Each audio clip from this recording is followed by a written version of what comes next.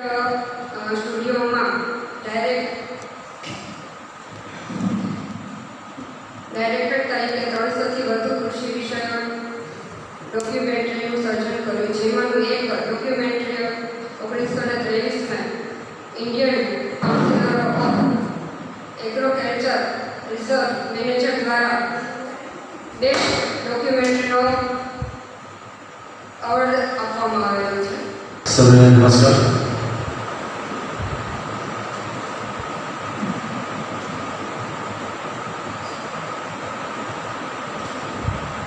આ હોલમાં બીજી વખત મહાભારત વિષયની વાત કરવાનો છો. મને છેલ્લો આનંદ છે. ગમે એટલી વાત કરીએ, ગમે ત્યાં સુધી વાત કરીએ, તો આ ગ્રંથ એક એવો ગ્રંથ છે કે જેને ભારતીય સંસ્કૃતિએ પાંચમો વેદ કીધો છે. મહાભારતથી કોઈ અપરિચિત હોય એવું ના બને. આપણે કોઈ ક્યાંક તો વાંચેલું હશે, મહાભારત તો વાંચ્યું હોય ને, સાંભળ્યું હોય, વાંચ્યું હોય, એના કથાનક, એના દ્રષ્ટાંત, એની વાતો, એના રૂપકો ક્યાંક ને ક્યાંક તો આપણે નાનપણથી મોટા થયા હોય તો સાંભળ્યું હોય. સર, તમને સૌથી વધારે એટલે મહાભારતનું પાત્ર કયું ગમે? મહાભારત તો ખાણ છે પાત્રોનું, એમાં સૌથી વધુ પાત્ર કયું ગમે? ભીષ્મ. Very good. તમને sir? Karna. Very good. Krishna. Very good. સૌથી વધુ મહાભારતનું કઈ પાત્ર વધારે ગમે?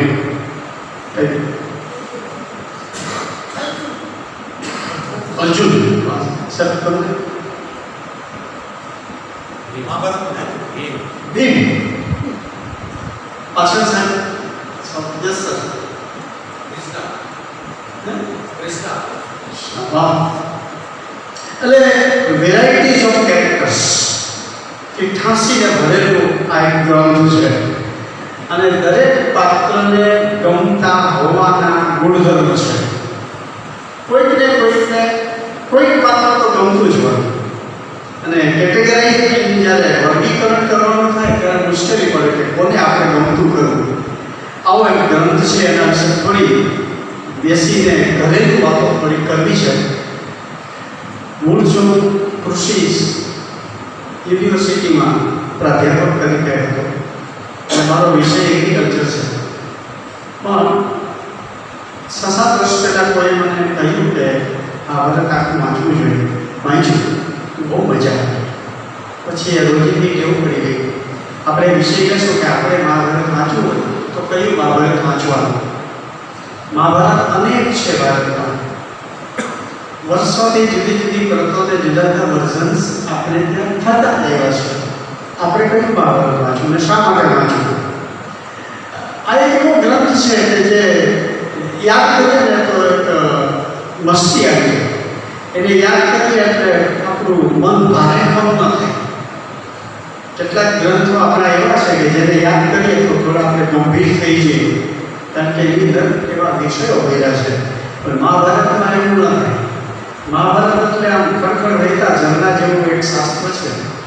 નોડા વિશ્વનો સૌથી મોટો ગ્રંથ છે. હોમરનું ઇલિયડ કે ઓડિસેને ભેગા કરો એના કરતાં પણ ઘણું મોટું ખૂબ. વિશ્વનો સૌથી મોટો 1,00,000 સ્ટાન્ઝાનો શ્લોકો સાથેનો આ ગ્રંથ છે. બહુ મોટું છે. આવડા મોટા ગ્રંથનું નિર્માણ એક એવી ક્ષણે થયું કે વેદવ્યાસને એવો વિચાર આવ્યો કે ભવિષ્યનું જે માનવજાત તો સતત ઉત્ક્રાંત થતી આવેલી છે. આવી માનવજાત માટે બધા પેરામીટર્સ બદલવાના છે. યુગે બધું બદલે છે. આજે જે એઆઈ આવ્યું છે અને નવું આવ્યું છે એવું નહીં. યુગે પ્રમાણે નવી ટેકનોલોજી, નવા વિચારો, નવી પ્રણાલીઓ, સિસ્ટમ્સ બધું ડેવલપ થાય છે. લય થાય, પ્રલય થાય, ચાલે રાખે. પણ જ્યારે માણસની અંદર ઇન્ટેલેક્ટ, તાર્કિકતા અને લોજિકલ માઇન્ડ જ્યારે વધારે પાવરફુલ કામ કરતું થશે અને ભાવનાત્મક પાસું પ્રમાણમાં થોડું નિર્બળ થતું જતું હશે, એવી ઇવોલ્વ થતી જવાની છે. તો ત્યારે પણ એને માર્ગદર્શન આપે અથવા તો એને જીવન ભર્યું લાગે જે આ દુનિયા મળેલું છે એવું કોઈ ગ્રંથનું નિર્માણ થવું જોઈએ. અને એવી એક ક્ષણે એને બ્રહ્માજીની અનુમતિ મળી કે મારે એવો વિચાર આવ્યો છે. યુનિવર્સમાંથી કંઈક એવો વાઇબ્રેશન્સ એ સમયે ઝીલાયા વ્યાસ દ્વારા. એને થયું કે એટલો 11,000 વોલ્ટની કેપેસિટીનો ઇલેક્ટ્રિક પાવર છે. સામાન્ય માણસના ઘરમાં તો 440 વોલ્ટ તો જ જોઈએ. તો એ મોડેલ જેને એટલો પ્રવાહ આત્મસાત થયો છે એને સામાન્ય માણસ સમજી શકે એવી ટર્મિનોલોજી વાપરીને વ્યક્ત કરવાનું નિર્યુક્ત કરીને એ કામ કોણ કરે? ત્યારે બ્રહ્માજી કે ગણપતિ કરશે. ઘણા નામ પરથી ગણપતિ. અને પછીની કથા આપણને બધાને ખબર છે. અને ગણપતિ લહિયા તરીકે કામ કરે છે અને કહે છે કે હું તમારો લહિયો બનું, મહાભારત લખું. કારણ કે એક વખત એ ફ્લો ચાલુ થાય પછી એ ઇન્ટરપ્ટ ન થવો જોઈએ, બંધ ન થવું જોઈએ. તમે બોલતા બંધ થઈ જશો તો મહાભારત લખવાનું બંધ કરી દેશે. વ્યાસે પણ સામી શરત કરી, બરોબર છે, પણ તમારે જે લખવાનું એ સમજીને લખવાનું. સમજ્યા વગરનો એક શબ્દ નહીં લખવાનો. આ બે વચ્ચે ટીએનસી નક્કી થઈ, ટર્મ્સ એન્ડ કન્ડિશન. અને પછી જે લખાયું એ આપણો મહાભારત છે. વચ્ચે વ્યાસને દૈનિક પ્રવૃત્તિઓ કરવાની હોય ત્યારે એવો શોખ મૂકી દે કે સમજતા ગણપતિને બહુ વાર લાગે. ત્યાં સુધીમાં કામ બતાવીને પાછા આવી જાય. આ રીતે 3 વર્ષ સુધી કહેવાય છે કે આ મહાભારતનું લેખન કાર્ય ચાલ્યું અને ગ્રંથ નિર્માણ થયો. મહાભારત વિશેની કેટલીક વાતો આપણે થોડી વાર પછી જોઈશું. વાતો કરતા બ્રાહ્મણ વાતો કે જે ને આપણને મહાભારત જેવા બહુ મોટા ગ્રંથ અને બહુ મોટા પ્રયાણથી અલિપ્ત રાખ્યા આજ સુધી. જે બીજા પાસે વિશ્વનો સૌથી મોટો જ્ઞાનકોશ એન્સાઇક્લોપીડિયા એ ગ્રંથ હોય એ તો યુદ્ધની વાતો છે એમ કહીને આપણે અડગો રાખી દીધો. કોઈએ કીધું ભલે ભાઈ ત્યાં તો મહાભારત છે. પેલા રોડ ઉપર તમે જાઓ આગળ એ 2 જણા વાકડી પડ્યા ને તો મહાભારત થઈ. ઘણી વખત સંસદમાં પણ મહાભારત થાય છે. અને મહાભારત કોઈ કન્ફ્લિક્ટ્સ અને ક્રાઇસિસ નિર્માણ થયા હોય એનું ઉપનામ બની ગયું. ત્યાં મહાભારત થયું, ત્યાં મહાભારત થયું, એના કુટુંબમાં મહાભારત ચાલે છે. પછી તો અંગ્રેજોના કારણે એવું નેરેટિવ પેદા થયું કે મહાભારત ગ્રંથ ઘરમાં રખાય નહીં, આખો વચાય નહીં. પણ આવા બધા માન્યતાઓને લીધે જેને 5મા વેદનું વિરુદ્ધ મળ્યું એ મહાભારત આપણાથી અડગો રહી ગયો. અડગો થઈ ગયો શું થયું? બીજા ગ્રંથો તો ઘણા બધા હતા જ, પણ મહાભારતના સારમાં એક એવું રહસ્ય, એવું કોડિંગ અને ડીકોડિંગ સચવાયેલું છે કે અત્યારે આપણી જે ઇન્ટેલેક્ચ્યુઅલ પાવર છે એનાથી થોડું ઘણું આપણે હવે જાણતા થયા છીએ. એની કેટલીક વાતો કરી અને આજનો આશય સાહેબે મને કીધું એમ આપણે ઘરમાં મહાભારત વંચાતું થાય એ જ આપણે કરવું છે. અને આશા રાખું કે આપણી આ વાતોથી એ સ્પષ્ટ થશે કયા એંગલથી મહાભારતની વાત કરવી ને એ દૈશનો પૂજ્ય આપણે દેશી ભાષામાં કહીએ તો આટલો મોટો ગ્રંથ, હાઈવે નથી, કોઈ એક નાયક નથી. રામાયણમાં રામ છે એ નાયક છે, મહાભારતમાં કોઈ નાયક નથી. કૃષ્ણ અને વિશ્વ પ્રતાપ પ્રભાવી ખરા, પણ એના ઉપર મહાભારત નિર્ભર નથી કે એનું નેરેશન નથી. મહાભારત અનેક એક્ટરો સાથે મોકલે છે અને મહાભારતની અંદર કોઈ એક વાત નથી, ક્રમિક વાત નથી. એક રસ્તો શરૂ થયો અને રોડ ઉપર આપણે જઈએ જુનાગઢ, એક પછી એક ગામ આવતા જાય, જુનાગઢ પહોંચીએ તો આપણી જર્ની પૂરી થાય. મહાભારતમાં એવું નથી. મહાભારતના રોડ ઉપર ચાલવાનું શરૂ કરીએ ત્યાં ડાયવર્ઝન આવે, એ ડાયવર્ઝનની અંદર ચડીને પાછા રોડ ઉપર આવવા પહોંચીએ તો બીજું અંદર ડાયવર્ઝન આવે.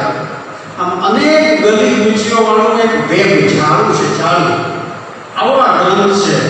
અને એની વૈવિધ્યતા એમાં રૂપકો છે, એમાં દ્રષ્ટાંતો છે, એમાં કાવ્ય તત્વ છે, એમાં યુદ્ધની વાતો છે, એમાં આત્મા અનાત્માની વાતો છે, એના કોમ્યુનિકેશન સિસ્ટમ પણ કેટલી, ક્યાંક સંવાદ છે, ક્યાંક ઉપદેશ છે, ક્યાંક આવાહન છે, ક્યાંક પશુ બોલે, ક્યાંક ઋષિ બોલે, ક્યાંક નારદ બોલે, ક્યાંક દ્રૌપદી બોલે, ક્યાંક સામાન્ય માણસ બોલે, ક્યાંક સામાન્ય સૈનિક અને સારથી બોલે. કેટલા બધા જુદા જુદા કલર્સ મહાભારતમાં છે. એક વખત જો રસપૂર્વક શરૂ કરીએ ને તો મૂકવાનું મન ન થાય.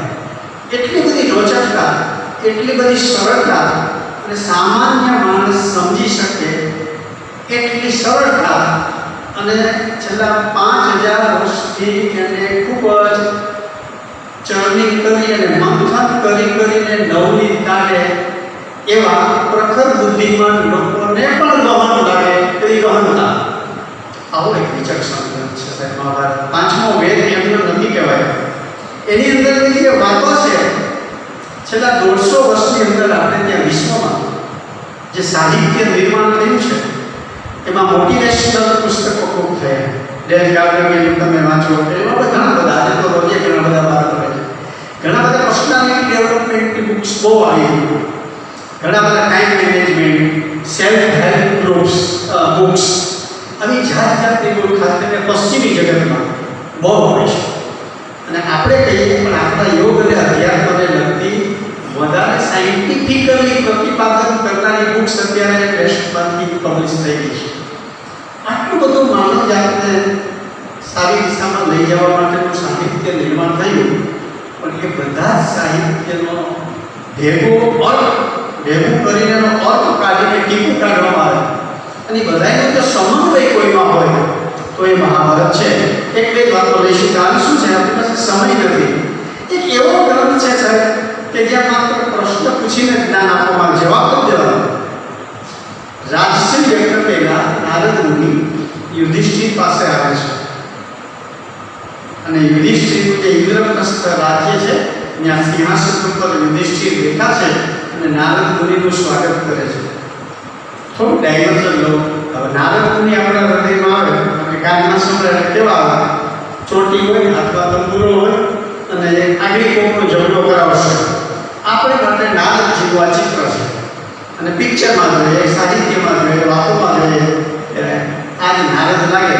પણ મહાભારતના સભાપર્વની અંદર નારદની ક્વોલિફિકેશન લખેલી છે. એને કહી દે 30 ક્વોલિફિકેશનથી નારદની. ત્યારે નારદ સર્જાયા છે, દેવર્ષિ નારદ. એની પાસે 30 ક્વોલિટીઝ હતી અને એ ક્વોલિટીઝ જેટલો ભવ્ય અને દિવ્ય ઉદાર ચરિત્ર હતું કે કોઈ પણ વર્લ્ડની અંદર જઈને કોમ્યુનિકેટ કરીને જઈ આવી શકે એટલી એને આપણે કહીએ ને કે યુનિવર્સલ વિઝા એમની પાસે હતી. અને બુદ્ધિમત્તા, કોઈનો વિચાર પારખીને પણ એ વિચારમાં પરિવર્તન કરવાની તાકાત નારદમાં હતી. નારદને દુનિયાનું કોઈ પણ પબ્લિશ થયેલું, કોઈએ ચિંતન કરેલું, આજ સુધીમાં કહેવાયેલું એવું બધું જ જ્ઞાન એની પાસે માઇક્રોફિલ્મમાં અંદર હતું અને ગમે ત્યારે પ્રોડ્યુસ કરી શકતા. આટલી દિવ્ય પ્રતિભા યુગો પછી સર્જાતું એક માનવ નારદ હતા. આપણે નારદને કેવા સસ્તા કરી દીધા, ઝઘડાનું પ્રકાર આપણે નારદ. એવું નથી. આવી ઘણી બધી ભ્રાંત વાતો છે. એ નારદ યુધિષ્ઠિરને આવીને પૂછે છે. એની અંદર 5મા અધ્યાયની અંદર આ શ્લોકો છે, 62 શ્લોક છે અને એમાં 107 પ્રશ્ન પૂછે છે. ખાલી નારદ યુધિષ્ઠિર પ્રશ્ન પૂછે છે કે હે યુધિષ્ઠિર, તારા રાજ્યની અંદર રાજ્યને જેની કમાણી કરવાની આવે એવા 8 આવકના સ્ત્રોત તારા અને બીજાના રાજ્યો માટે ડેવલપ કરેલા છે. અત્યારે જો વાંચીએ ને આપણે તો એક્ઝેક્ટલી આપણે જે અત્યારે ભારત જુદા જુદા દેશોમાં જે પ્રોજેક્ટ્સ જે છે અક્ષરશઃ એ જ આવે આપણને. એક એ છે તારે ત્યાં જે કામ કરનારા જે છે એને આપણી ભાષામાં કહે તો પહેલી તારીખે પગાર થઈ જાય છે. તારે ત્યાં કામ કરનારા જે શિક્ષણના કામ કરનારા લોકો છે એમના ઘરમાં ક્યારેય ભૂખ તો પ્રવેશતી નથી ને. આખું રાજ્યશાસ્ત્ર આ એક અધ્યાયમાં સમજાવી દે છે. રાજા કેવો હોવો જોઈએ, સિસ્ટમ કેમ કામ કરવી.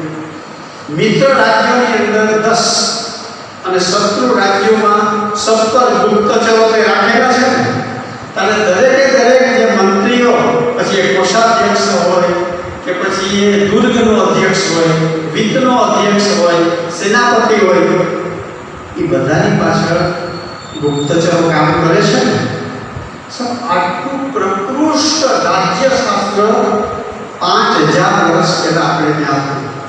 આ એક અધ્યાયમાં છીએ તો પણ આપણે ગદગદિત થઈ જાય કે વેલફેર સ્ટેટમાં શું હોવું જોઈએ. અને યુધિષ્ઠિર હાથ છે એમ કહીને એનો જવાબ આપે છે. આવા સંદેશ કોમ્યુનિકેશનની આવી સિસ્ટમ આ ગ્રંથમાં છે. સાંજનો સમય છે. ધૃતરાષ્ટ્ર કાકડોળે એક જણની રાહ જુએ છે. ચેન પડતું નથી. ગાંધારી કે છે ને જમીનો ભૂખ નથી. અને ત્યાં સંજય આવે છે, પગે લાગે છે. આવ સંજય, બોલ શું કરીએ બધું? આંખો ખુલી રહી છે. સંજય કહે છે, હું જે વાત કરીને આવ્યો છું એ કાલે સભામાં કહીશ. એમ કરીને નમસ્કાર કરી જતો રહે છે. અને ધૃતરાષ્ટ્ર કામે લાગે છે. ઊંઘ આવતી નથી, પડખા ફેરવે છે. અડધી રાત વીતી ગયા પછી દ્વારપાળને બોલાવે છે અને કહે છે, વિદુરને બોલાવતો જતો.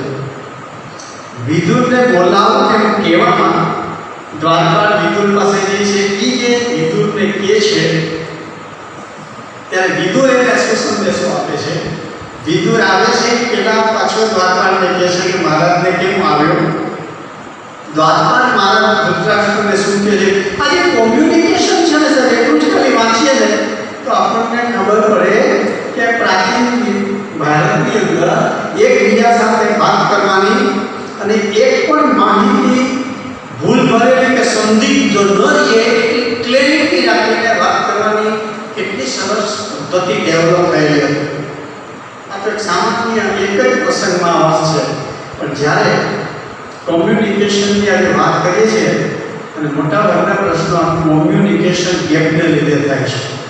તો કોમ્યુનિકેશનનો આદર્શ ગ્રંથ જેને કોમ્યુનિકોલોજી કહેવાય હતી ભાષામાં, એ માટે મહાભારત વાંચવું જોઈએ. મહાભારત વાંચવું જોઈએ.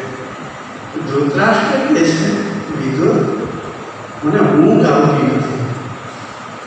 એટલે વિદુર બેસે ને, Vidur was the prime minister of Hastinapur. સામાન્ય માણસ નહોતો. ઘેરે ભાજી ખાવા ગયા તો અમારા બિચારાને કાંઈ નહીં હોય.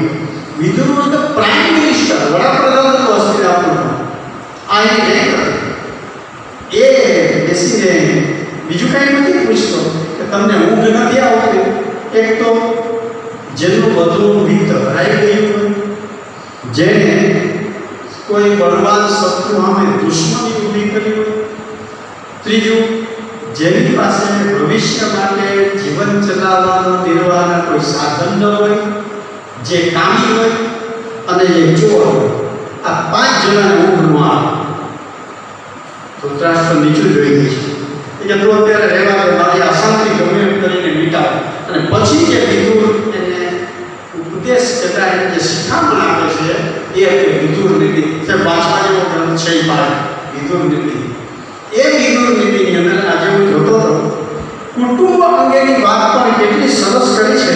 વિદુરે કીધું છે કે પરિવાર ભાવનાને જો શાશ્વત રાખવી હોય તો સમભોજનમ સમકથનમ, સાથે ભોજન કરવું, સાથે એકબીજા સાથે સંવાદ કરવો. કેમ છો, કેમ નહીં, હવે તું શું કરવાનો છો, એવી પ્રીતિપૂર્વક સંભાષણ, પ્રીતિપૂર્વક એકબીજાને પૂછવું અને એકબીજાને કડવા લાગે એવા મેળ ન બોલવા. આ કુટુંબની પારાશીશી છે. હે ધૃતરાષ્ટ્ર, આમાં તમે કે થાપ ખાઈ ગયા છે? કેટલી સરસ ભાષા કહેવાય. અને છતાં વાસ્તવિકતાનું ચિત્રણ મહારાજા સમક્ષ રજૂ કરે. આવી નાની નાની વાતો અને પ્રેક્ટિકલ હિન્ટ્સ એટલી બધી મહાભારતમાં ભરીને પડી છે. ત્યારે એમ થાય કે કયા એવા આપણા કમભાગ્ય હતા કે આપણા મગજમાં કોઈ ઠસાવી દીધું કે મહાભારત વંચાઈ ગયું.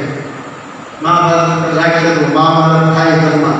અને એને લીધે આજ સુધીના જેટલા મોટિવેશનલ પુસ્તકોનો અર્થ કાઢીને જે વાતો થાય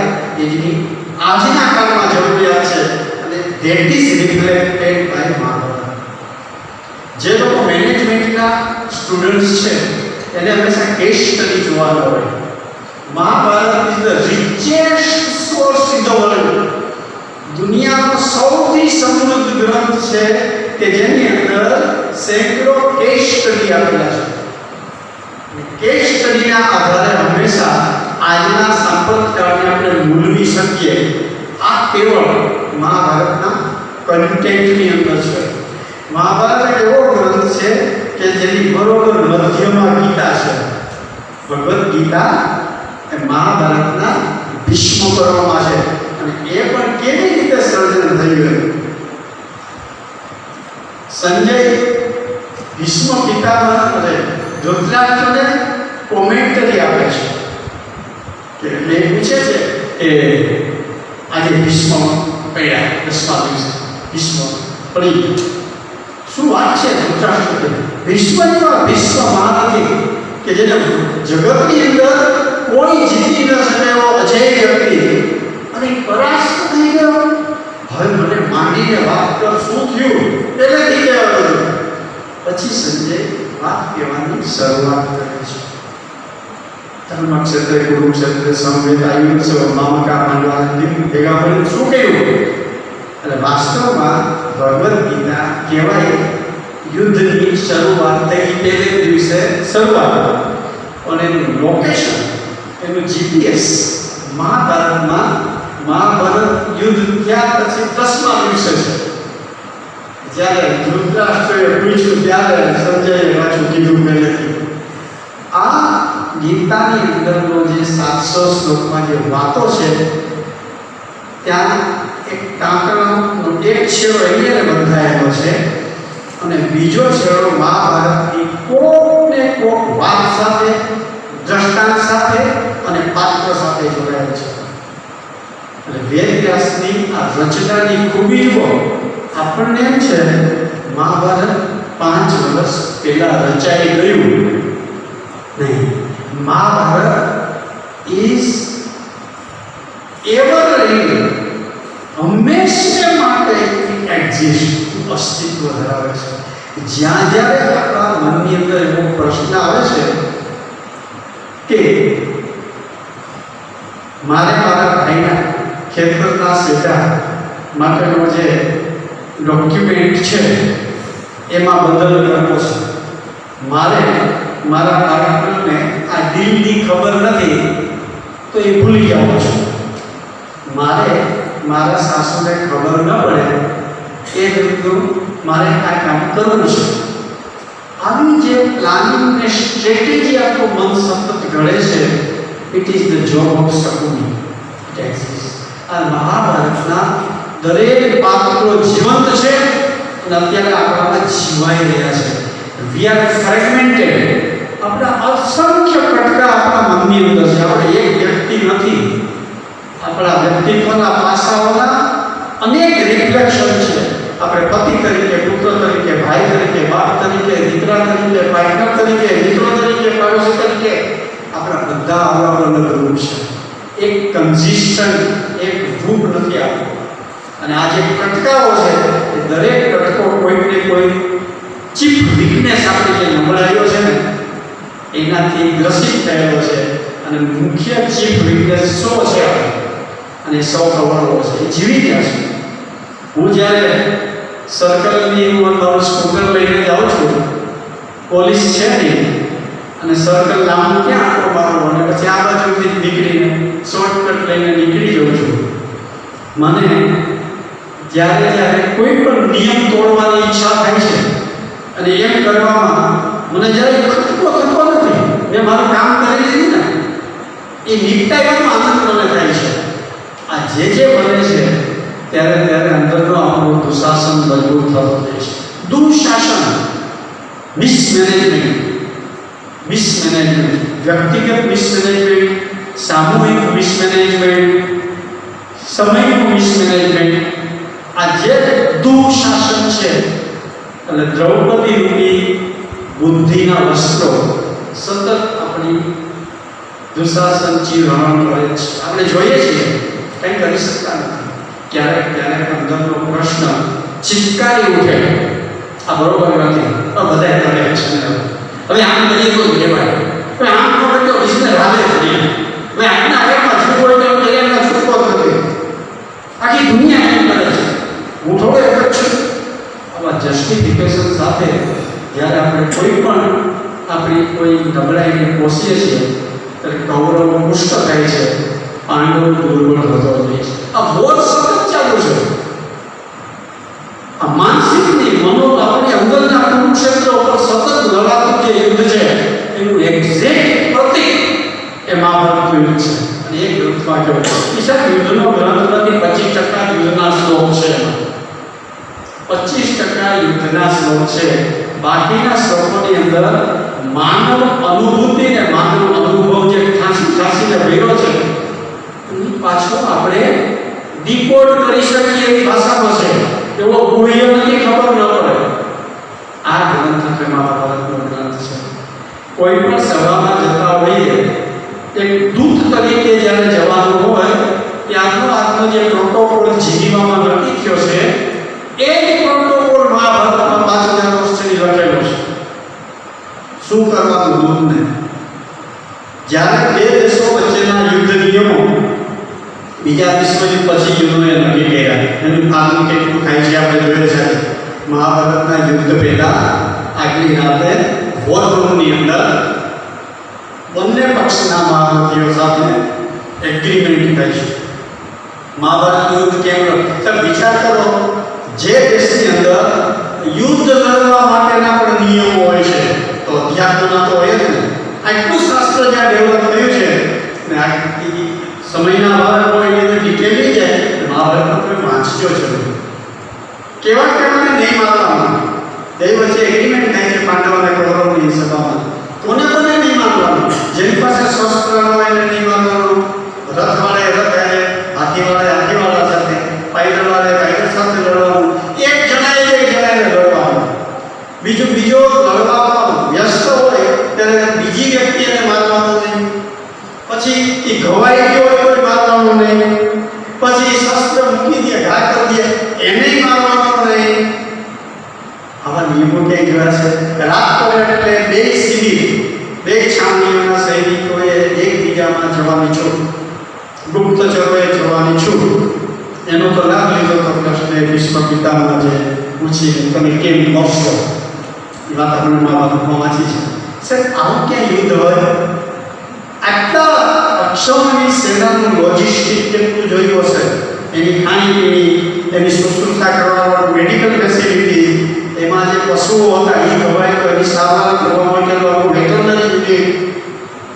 કંઈ ઓછું ભારતમાં ત્રીજું યુદ્ધ હતું. પેલું હેગોનું યુદ્ધ હતું. એ વૈદિક કાળનું હતું, એને બહુ આપણને ઇતિહાસ મળતો નથી.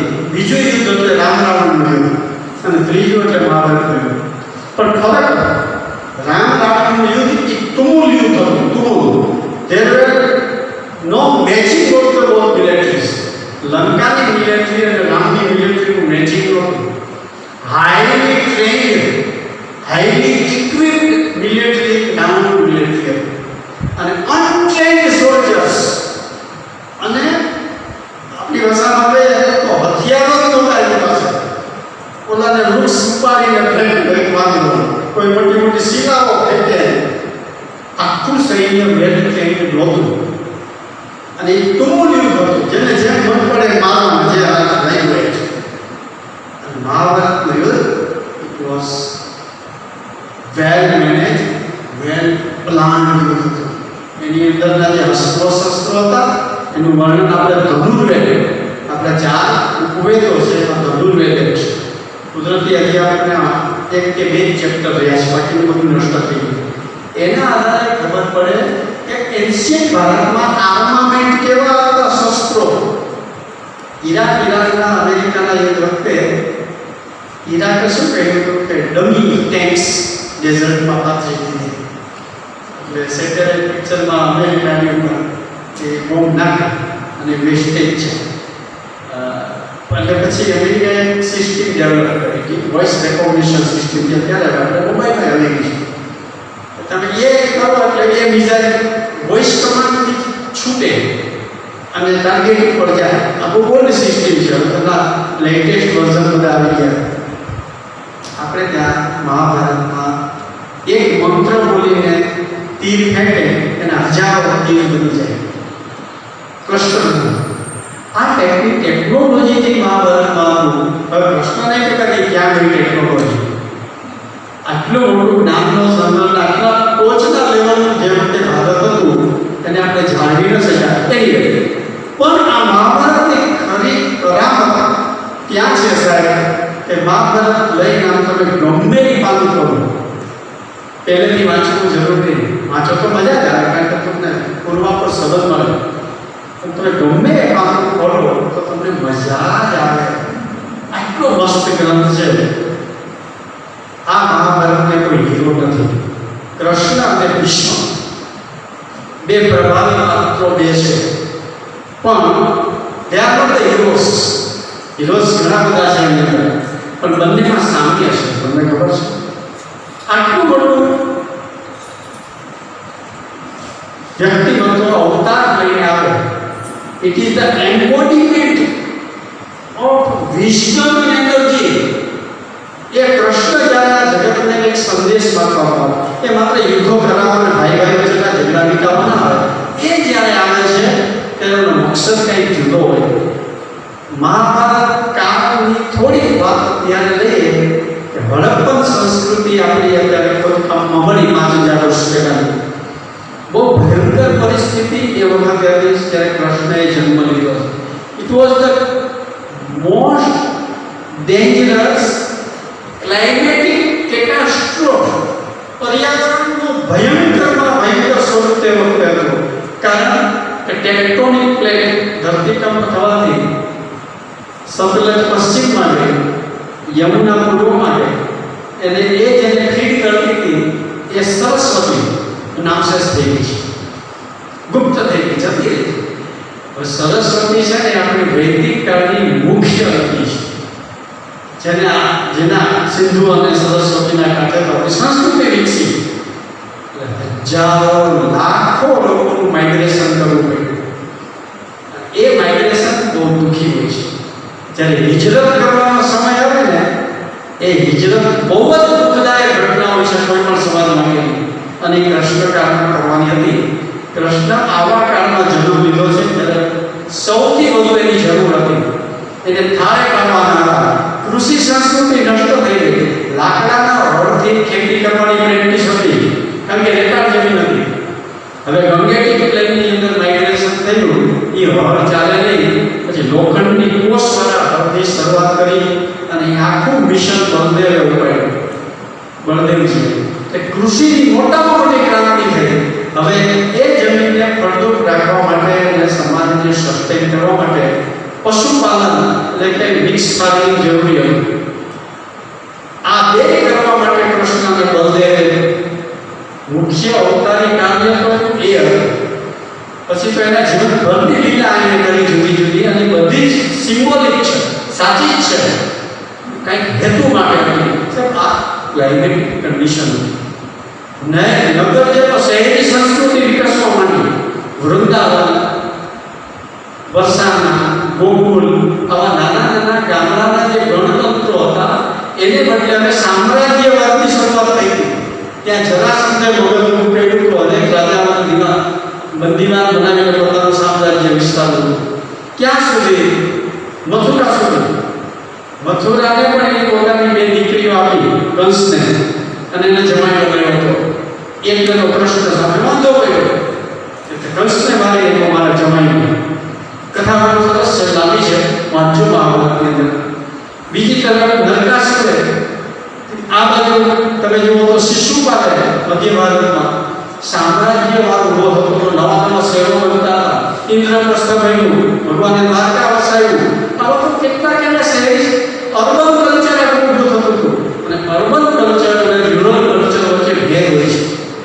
અને ત્યારે એનો સૌથી મોટો ફટકો ઇકોનોમી ઉપર આવે છે. અને એ ઇકોનોમી હવે ગામડાની વચ્ચે અને શહેરી ઇકોનોમી બનતી જતી હતી. એ વખતે સમાજને બેલેન્સિંગ સિસ્ટમ કેમ રાખવી એનું નિદર્શન કરવા કૃષ્ણ આવ્યા હતા. આપણને તો કૃષ્ણ એટલે નંદ કે આનંદ ભાઈ જય કન્યાલાલ ન હોય સાહેબ, સારું ન હોય. જ્યાં પ્રોડક્શન થાય ત્યાં કન્ઝમ્પશન નથી થતું. લિબર્ટીની ફેક્ટરીમાં જાઓ કરનાર, તો લિબર્ટી ફેક્ટરીમાં જે સિક્યુરિટીનો માણસ બેઠો હોય એના શૂઝ નથી પહેરી શકતો, એની ટેવ નથી એ ખરીદવાની, એટલા મોંઘા છે. જ્યાં પ્રોડક્શન થાય છે એ ફેક્ટરીનો નોકર મજૂર કે એનો સિક્યુરિટીનો માણસ એ શૂઝ નથી પહેરી શકતો. એડિડાસની ફેક્ટરીમાં કામ કરનાર માણસ એના શૂઝ પહેરી શકતો નથી.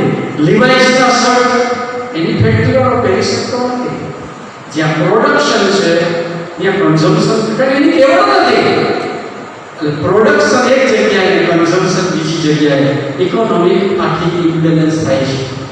પહેલા જ્યાં કન્ઝમ્પશન છે એ થાય પછી પ્રોડક્શન જ્યાં છે ત્યાં કન્ઝમ્પશન થવું જોઈએ. તમે મહી માખણ લઈ જાઓ ને મથુરાના મગને ખવડાવવાનો અમને વાંધો નથી, પહેલા અમને ખવડાવો. આ સ્લોગન હતું કૃષ્ણનું ને મહી મટકી તોડી આપે. This was the economics. અને જે વિચારો પ્રજાને દુઃખી કરતા હોય એ ગમે એટલું વેલફેર સ્ટેટ હોય એ દુઃખી થઈ જાય, એ રાજાએ સમજી જવું. 17 વખત જરાસંધને હરાયેલું મથુરાએ પણ જીતનાર રાષ્ટ્ર પણ પાયમાલ તો થઈ જ જાય. 17 વખત દ્વારકા લડ્યું હોય સાહેબ, એ પાયમાલ તો થયું ને. ત્યારે એસેમ્બલી મળી ઉગ્રસેનના અધ્યક્ષ પદની છે અને બધાએ નક્કી કર્યું કે ક્યાં સુધી આપણે યુદ્ધ લંબાવી છે. What is the cause? જરાસંધને શું જોઈએ છે? તો કે જરાસંધને કોઈની સામે વાંધો નથી, કંસને માર્યો કે કૃષ્ણ એને જોડે છે. અને પછી કૃષ્ણ ઉભા થાય છે અને કહે છે સાચી વાત છે અને મારી સાથે રહે છે, અમારે પર્સનલ કોન્ફ્લિક્ટ છે, it is not national conflict. તો પછી એક જ રસ્તો છે, હું જતો રહું મથુરામાંથી. કોઈ એને નહીં કીધું ના આપણું સર્જન લઈ ગયું અને તું કૃષ્ણ એકના બે નથી થતા, પછી ભલે રણછોડરાય કહેવાય, યુદ્ધમાંથી ભાગી ગયા એમ કહેવાય. વ્યક્તિગત પોતાની આબરૂ કે વ્યક્તિગત ઇમેજને જ્યારે સ્થાન ન મળે પણ સમષ્ટિના હિત માટે વ્યક્તિગત ઇમેજ ખંડિત થવી જોઈએ તો ભલે થાય. આ લેસન આપવા માટે આ વિભૂતિ તત્વએ કૃષ્ણએ અવતાર લીધો. બરોબરનું યુદ્ધ, ભયંકર યુદ્ધ ચાલુ છે સર. એક તીર પણ હવે અર્જુનને ચાઈની જેવો કરી નાખ્યો છે. કૃષ્ણ જાણે છે ભીષ્મને નહીં પહોંચી શકાય, ભીષ્મને નહીં પહોંચી શકાય. અને હવે થોડાક કામ આવશે તો અર્જુન નહીં. અને ત્યારે ભગવાનથી રહેવાતું નથી અને ચક્ર લઈને દોડે છે ભીષ્મને મારવા માટે. ભીષ્મ સામે રથની અંદર બાણ ટાંકીને બેઠા છે, બરોબર તરત જ બાણ મૂકી દે છે, હાથ જોડે છે, એક સ્માઇલ આપે છે, કૃષ્ણને સ્માઇલ આપે છે.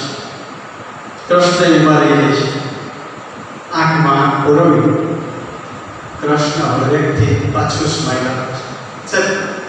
આ ક્ષણની અંદર, સેકન્ડની અંદર આ મેટર પતી જાય. આવી બધા વિભૂતિ તત્વોને કઈ શબ્દોની મદદથી સંદેશ વ્યવહાર કરવો ન પડે, આંખથી આંખ પામી જાય છે. અને એ પછી ભીષ્મ પિતામહ લડવાનું મૂકી દે છે. કઈ વાત થઈ ગઈ હતી મહાભારતની ટોચના બે પાત્રો વચ્ચે કઈ વાત બની ગઈ? આશ્ચર્ય. અહીંયા મહાભારતની કલા છે. આ જુદી જાતનું કોમ્યુનિકેશન વ્યાસે શીખ્યું છે. ભીષ્મ કે છે ભગવાન બહુ અઘરું છે પ્રતિજ્ઞાનું પાલન. ભીષ્મ કરી શકે શું નથી કહ્યું મેં? પ્રતિજ્ઞા જે લીધી કેટલી કાળની પ્રતિજ્ઞાઓ લીધી, કેટલી ભયંકર પ્રતિજ્ઞા. મારી જાત આખી નીચો હોય એટલે સળગી ઉઠે, મારું અસ્તિત્વ મટી જાય એવી પ્રતિજ્ઞાઓ લીધી મેં. એમાંથી જીવ તો નથી પાડું, હજી પાડું છું. હસ્તિનાપુર માટે હું આવ્યો છું તો આજે હું બાણ કર્યું છું. મારા છોકરા જેવા પાંડવોને હું મારી ગયો છું, મને બળતરા નહીં કરી કરતા. પ્રતિજ્ઞા કરતી એ ભીષ્મ જ પાડી શકે. ભગવાન તમે ભલે અવતાર લઈને આવ્યા, અઘરું છે પ્રતિજ્ઞા પાલન. કૃષ્ણ સમજી જાય કે આપણા જેવો માનવ તો સરળથી બધું નીચું થઈ જાય ઘરે સાચી પકડે ભૂલ થઈ ગઈ. કૃષ્ણ સામે સ્માઈલ આપે છે. કેવો સરસ મેસેજ વ્યાસ જણાવે છે વિશ્વ પિતામાં પ્રતિજ્ઞા પાલન એ તમારો ગુણ છે, એને હું વંદન કરું છું. સદીઓ સુધી માનવ જાતને વંદન કરશે, પણ આ જ પ્રતિજ્ઞા એ અમારું થઈ છે. માત્ર તમારી વ્યક્તિગત પ્રતિજ્ઞાનું પરિણામ એટલે આ સમષ્ટિની હિંસા થઈ છે. તમે થોડું વ્યક્તિગત પ્રતિજ્ઞાનો ભંગ કર્યો હોત તો તમે અને મેં આ દ્રશ્ય ન જોવું પડે. Don't you think you are on the wrong path? વિશ્વપિતા તો મહાન જ્ઞાની હતા. એના જેવો જ્ઞાની સર્જરી મૃત્યુ સૈયા ઉપર પડેલા ભીષ્મ મકર સંક્રાંતિને દુનિયામાંથી વિદાય થવાના છે અને કૃષ્ણ દોડીને યુધિષ્ઠિરને પાંડવો પાસે જઈ કે ઉઠો, જાઓ જલ્દી ભીષ્મ પાસે. દુનિયામાં આજ સુધી ન થઈ હોય એટલું એક નોલેજ અને સદીઓનું શાણ પણ સંગ્રહીને આ દોષો છૂટો એ વયો જશે. આ નહીં મળે દુનિયાને કોઈની પાછું બધા આવે છે. વિશ્વપિતા મહાભારત સાથે સંવાદો થાય છે એ એટલે આપણું મહાભારતનો સૌથી મોટું પર્વ શાંતિ પર્વ, અનુશાસન પર્વ, રાજનીતિ, ધર્મનીતિ, વ્યક્તિગત ધર્મ, રાજાના ધર્મ, શાસન કેમ કહેવાય, શાસન કેમ ચલાવવું. કમનસીબે આપણું બંધારણની જે આપણી ટીમ હતી અને દુનિયાના બધા બંધારણોનો અભ્યાસ કર્યો. બરાબર, એમણે આપણા શાસ્ત્રોએ અભ્યાસ કર્યો જ હશે, પણ મહાભારતના બે પર્વોમાં જે શાણપણ, જે રાજનીતિ, જે વ્યક્તિ અને શાસન વચ્ચેની સમતુલા અને એકબીજાના પોષણની જે પ્રથા અને પદ્ધતિ લાજવાબ છે. આજે પણ યુનોએ જે મેનિફેસ્ટો બહાર પાડ્યો છે એની વાત વિશ્વ પિતામાંથી 5000 વર્ષ પહેલા કરી ગયા છે. What's the political system in the nation? કેવી સિસ્ટમ હોય, એના શું પરિણામ કે દુષ્પરિણામો હોય છે. બહુ વાંચવા જેવો શાંતિ પર્વ છે, સંવાદ વાંચવા જેવો છે. આવો જ્ઞાની વિશ્વ એક તરત જ કન્ફેસ કરે સોરી કૃષ્ણ, અને પછી વિશ્વની એ લડવાની તાકાત, એ જુસ્સો નષ્ટ થઈ જાય છે, વિશ્વ કરે છે. આ કોમ્યુનિકેશન પણ મહાભારતમાં છે. આવો એક દિવ્ય ગ્રંથ છે કે જેની અંદર દરેક પાત્રની નબળાઈ પણ આપી છે, ખામી પણ આપી છે, ખૂબી પણ આપી છે. કર્ણ જેવો મને કીધું ને, મને કર્ણ ગમે છે. કોને ના ગમે? દાનેશ્વરી કર્ણ પોતે ઉભા કરેલો સિદ્ધાંત, એને કહેવાય આપણે પ્રસ્થાપિત થયેલો જે મનમાં સિદ્ધાંત અને સત્ય, એને આપણે ત્યાં સંસ્કાર કીધા છે. સંસ્કાર એટલે દ્રઢ થઈ ગયેલું મનોવલણ, અને જલ્દી બદલે નહીં, એનું સંગોપન કરવું પડે. આ સંસ્કારનો વારસો દરેક પાત્ર પાસે છે.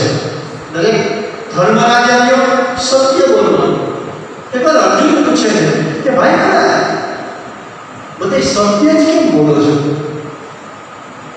ત્યારે યુધિષ્ઠિર આમાં રાઈટ છે કે હું સત્ય બોલું છું કે નહીં મને ખબર જ નથી. હું જે બોલું છું એ તમે બધા સત્ય કહું છું. એ સત્ય બોલવું મારો સ્વભાવ છે. હું વિચાર કરીને જ બોલતો, મારાથી બોલાઈ જાય છે. આ સંસ્કાર છે. નરોમાં કુંજરોમાં આટલું બોલવામાં કેટલી નેવાના પાણી મોભે જણાવવા પડ્યા કૃષ્ણ. આટલું બોલવાનું હતું. નરોમાં કુંજરોમાં 4 શબ્દો બોલાવતા કૃષ્ણને આંખે પાણી આવી ગયા. આ સંસ્કાર યુધિષ્ઠિર ધર્મ એ સંસ્કાર છે, પણ દરેકને પોતાનો ધર્મ છે. મહાભારત કહે છે કે ધર્મ અને અધર્મની લડાઈમાં તો ધર્મનો જ પક્ષ બધાઈ જાય, કારણ કે પાત્રની મહાનતા. પણ બે ધર્મો આવે ત્યાં અને અહીંયા માર ખાઈ જાય છે. આપણે અહીંયા માર ખાઈ ગયા છે મહાભારતના પાત્રો, અને એ આપણને કહેવા માટે મહાભારત લખાયું છે. રાજધર્મ એમ કહે છે કે એક વખત જુઠ્ઠું રમવાનું નિમંત્રણ મળે એટલે રાજાએ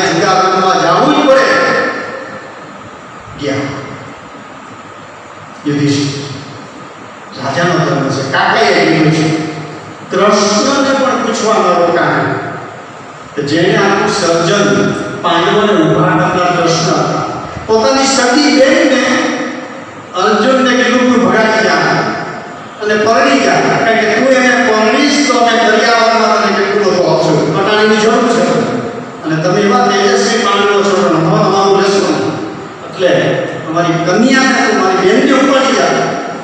સભી કાળ કેવો હશે, એ લોકો કેવા હશે.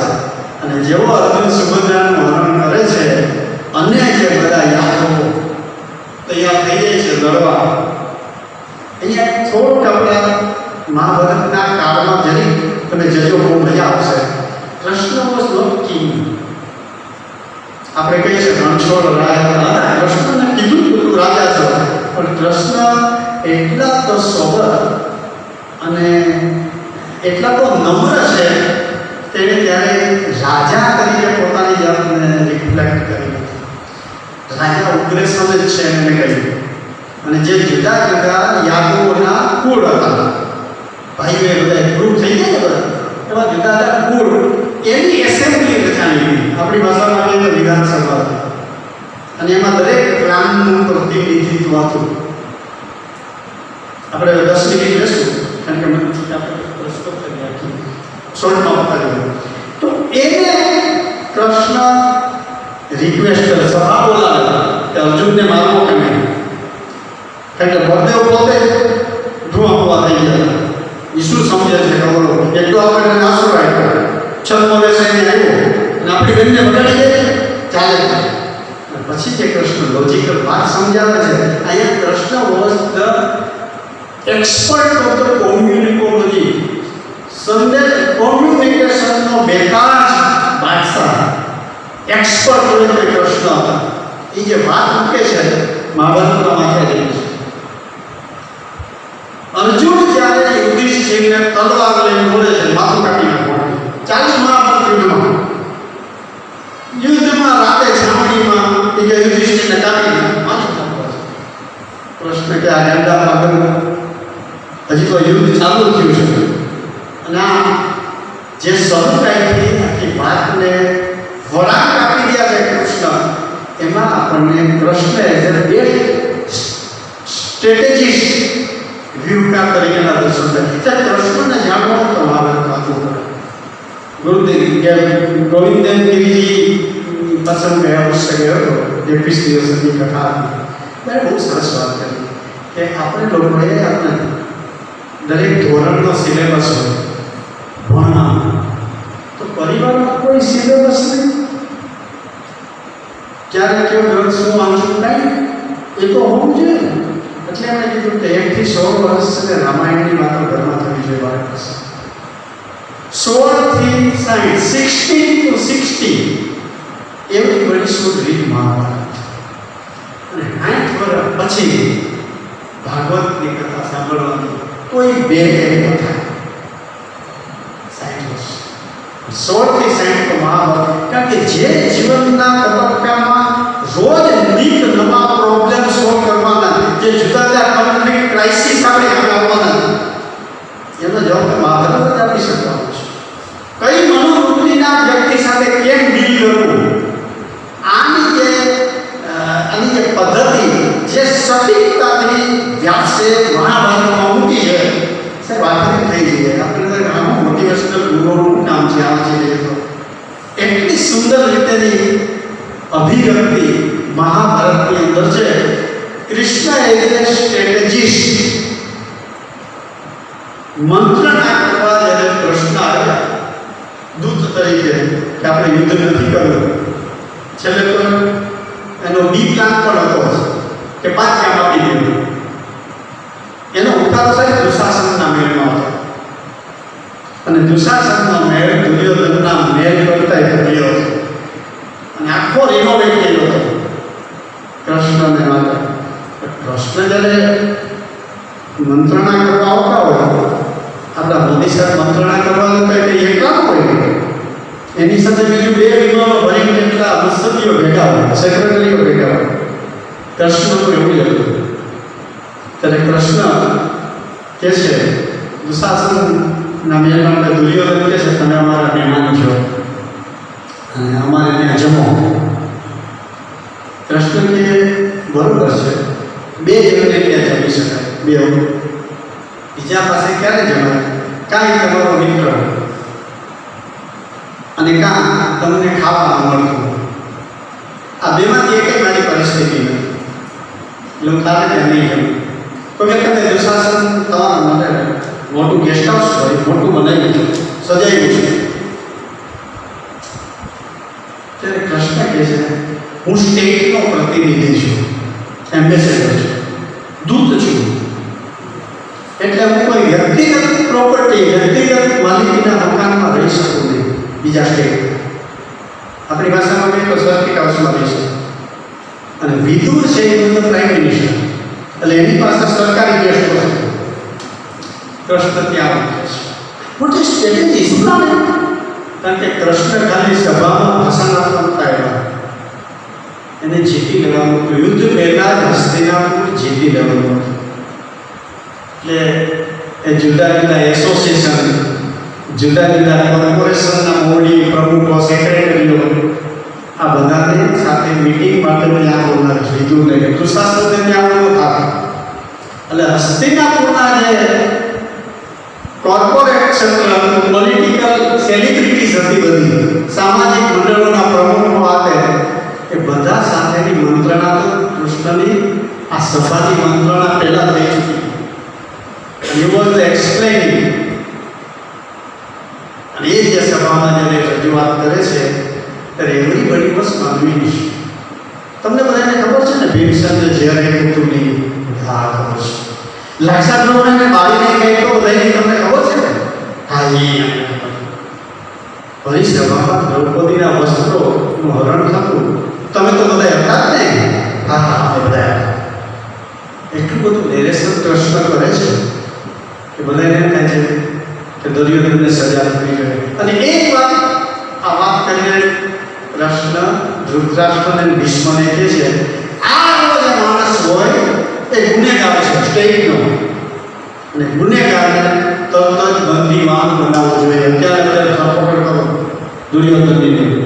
દુર્યોધન શકુની કર્ણ અને દુશાસન ઉઠીને જાય છે અને સભાના ખૂણે જઈને મસલતો કરે છે. ખાનગીમાં સૌની કરે છે, વ્યાસ લખે છે. શકુની કહે છે કૃષ્ણને પકડીને હટાને અને બંદીવાન બનાવી દે.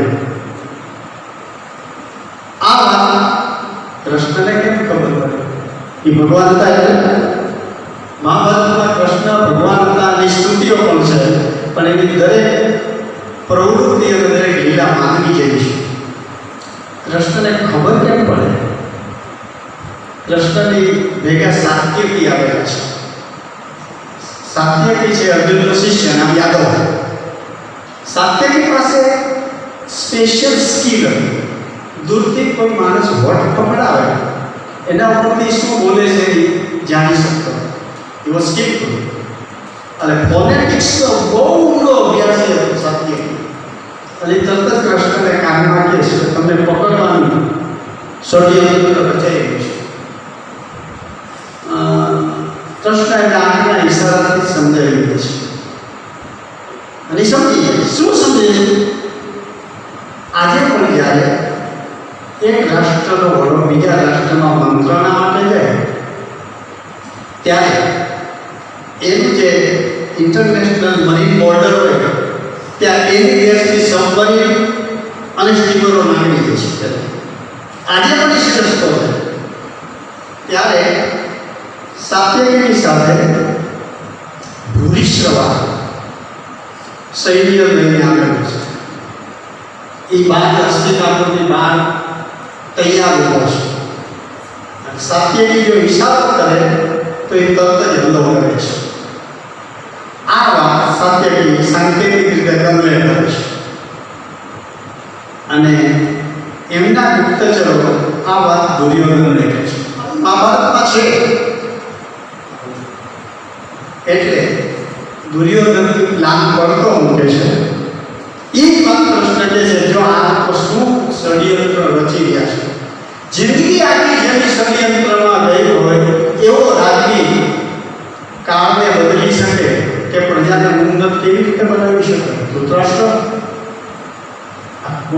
એજ્યુકેશનનો એક્સપર્ટ કૃષ્ણ કઈ રીતે આ એક વાત લઈએ તો 3 દિવસ ચાલે એટલું સૂક્ષ્મ એનાલિસિસ મહાભારત આપણને કરી આપે છે. વાંચવું પડે નહીં. અને મહાભારત એટલે સંઘર્ષની કથા. થ્રુ આઉટ સંઘર્ષ કરવો જ પડે છે. સંઘર્ષ વિના જીવન ચાલતું નથી. સંઘર્ષ કરીને કોસેટામાંથી પતંગિયું બહાર આવે છે, પણ એમાં જ ડેવલપમેન્ટ છે. વિશ્વને સંઘર્ષ છે, કૃષ્ણને સંઘર્ષ છે, એમ તો જન્મથી સંઘર્ષ છે. જેલમાં જન્મ થયો, બહાર આવીને મારી નાખવાની સાથે શેક સુધી જિંદગી આખી સંઘર્ષ.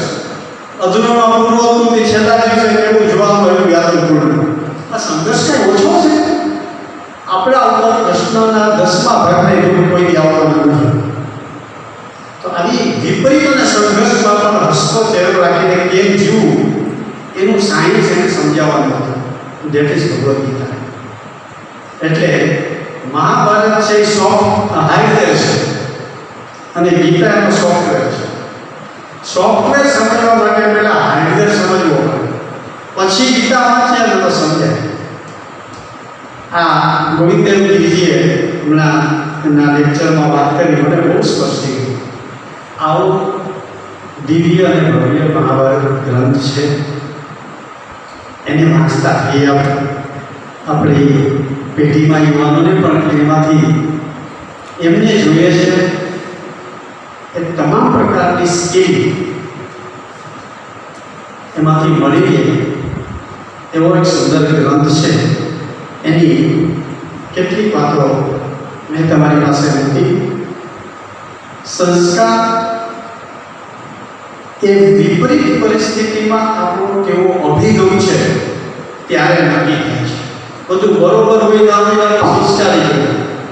પેલો બાદશાહ પાસે એક માણસ આવે છે અને કહે છે જો અમારી બિલાડી મેં એવી ટ્રેન કરી છે ને કે તમે જનતા છો ને ત્યારે એના માથા ઉપર આમ દીવો રાખો ત્યાં બેઠી રહેશે. બાદશાહ તો ખુશ થઈ ગયા. સોનાનું આપી અને બિરબલને વાત કરી, સી આવી બિલાડી છે. બાદશાહ જમતા બિરબલ આવે છે પેલો ઉંદરડો કર્યો અને જેમ બિલાડી બેઠી ઉંદર છોડ્યો. ઉંદરને જોયો એટલે પેલી બિલાડી તો બિલાડી હતી, દીવડો બીવડો ફગાવે અને દોડીને તરફ મારે. સંસ્કાર જ્યાં સુધી પ્રતિકૂળ પરિસ્થિતિ ન આવે ત્યાં સુધી તો હચવાતા નથી. પ્રતિકૂળ પરિસ્થિતિની અંદર આપણો વિચાર, આપણી વર્તણૂક અને આપણો પ્રતિક્રિયા કેવી છે એના ઉપરથી સંસ્કારિતા નક્કી થાય છે.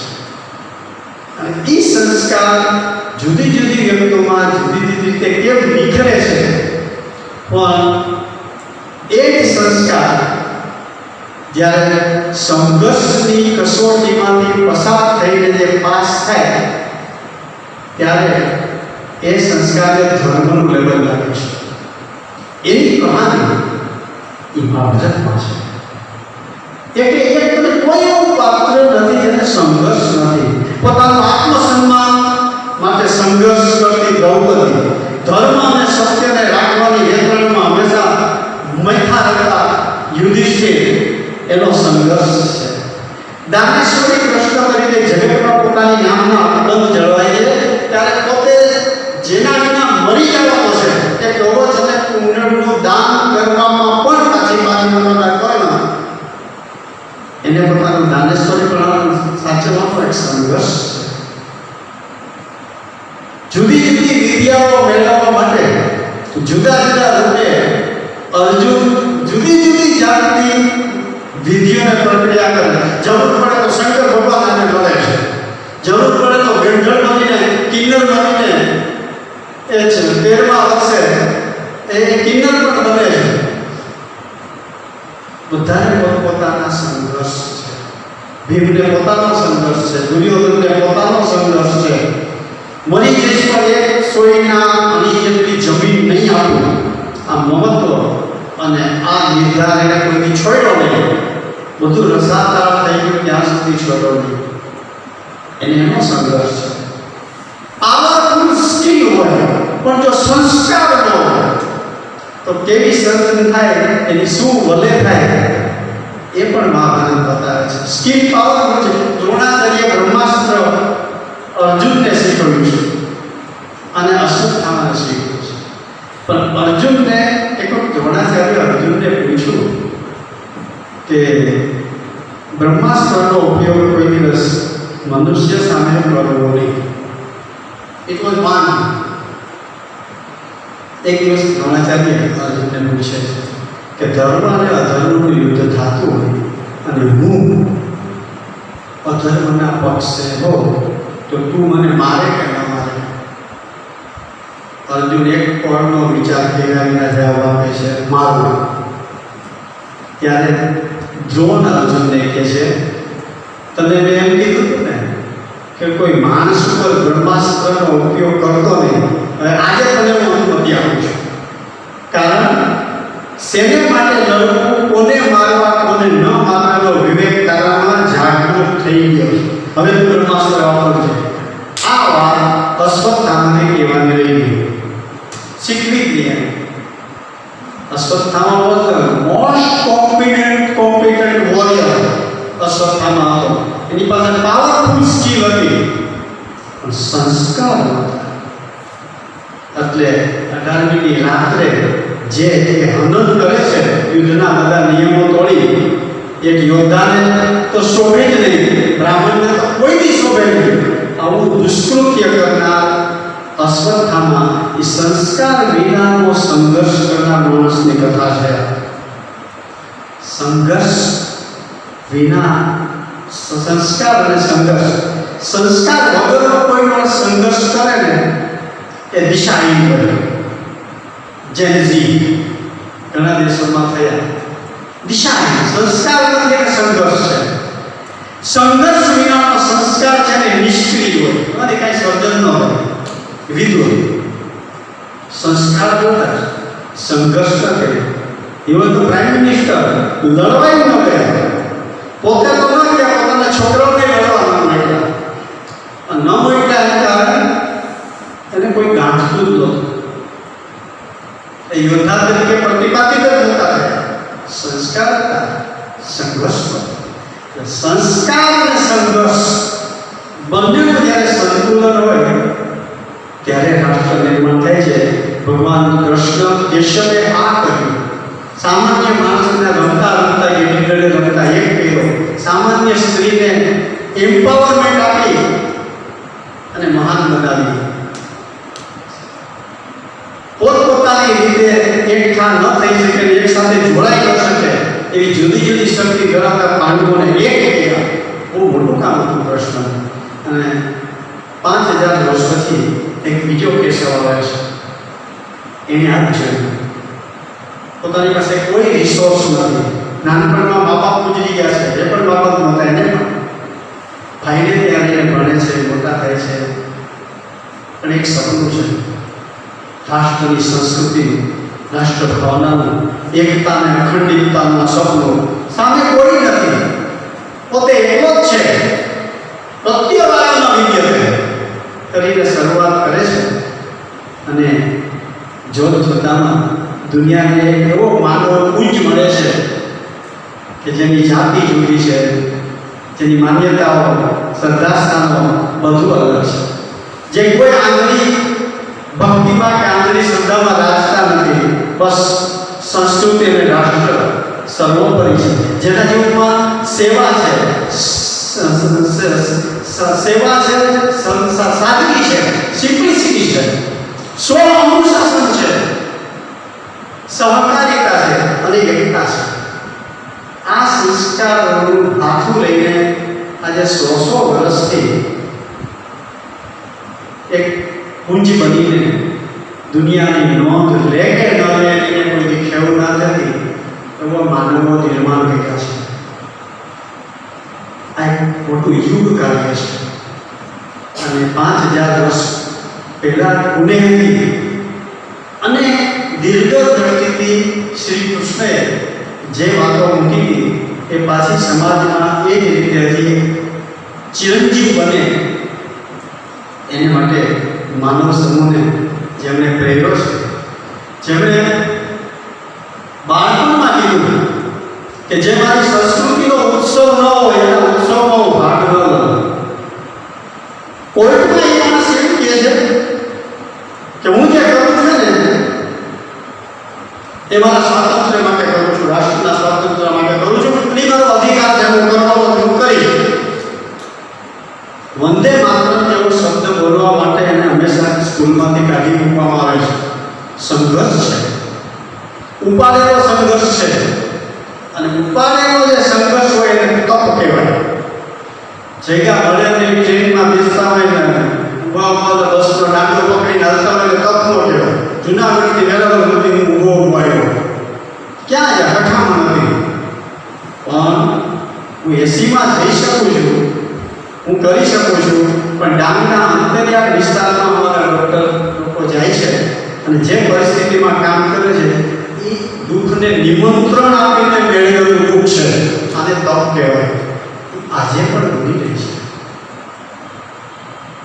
મહાભારત એ કાળમાં જે પાંચમો વેદ હતો એ આજે છે, આમાંથી આજે આપણને બધાને પ્રેરણા મળે છે, અને પ્રેરણા આપવાની ટેવો હજી એની પકબંધ છે. અને એ પ્રતિબિંબ આજે આપણા 100 વર્ષ પછી કંઈક આપણને દેખાતું થયું છે. કેટલા પથ્થરાઓ પાયામાં ધરવાઈ ચૂક્યા હશે, પછી આપણને કાંગરો દેખાઈને આપણે એની કરીએ પ્રશંસા, કેવું સરસ નિર્માણ થયું. પણ જે 100,000 પથ્થરાઓ અંદર દટાઈ ગયા છે કોઈ દિવસ દેખાવાના નથી. આવા દટાઈ ગયેલા વ્યક્તિમત્વોને નમસ્કાર કરવા માટે આજનું આ સંઘનું 100મું વર્ષ. કાશ એમના એ બલિદાનને, એમની સેવા ભાવનાને, એમની ભક્તિને, એમની વિચારધારાને આપણે નતમસ્તક થઈ અને એના પ્રત્યેની ખરી કૃતજ્ઞતા વ્યક્ત કરીએ. અને આવતી સદીમાં પણ ઉત્ક્રાંતિ પછી પણ માનવજાતને સમગ્ર પાસાઓમાં ગાઈડન્સ આપવાની ટેવ જે ગ્રંથમાં છે, અને એ ગ્રંથ ગીતાજીનો ભાગ છે, એમાં મહાભારતની અંદરથી મંથન કરતા જઈશું. ઘણું નવું સાંભળશે. થોડી વાતો આજે આપણે લીધી છે, થોડી પ્રશ્નોત્તરી આપણે રાખીએ, પછી આપણે છૂટા પડીએ. તમે બધાએ મારાથી ઘણું બધું જાણતા હશે આમાંથી મહાભારત વિશે. તમે બધાએ શાંતિથી સાંભળ્યું માટે ખૂબ ખૂબ આભાર. ધન્યવાદ.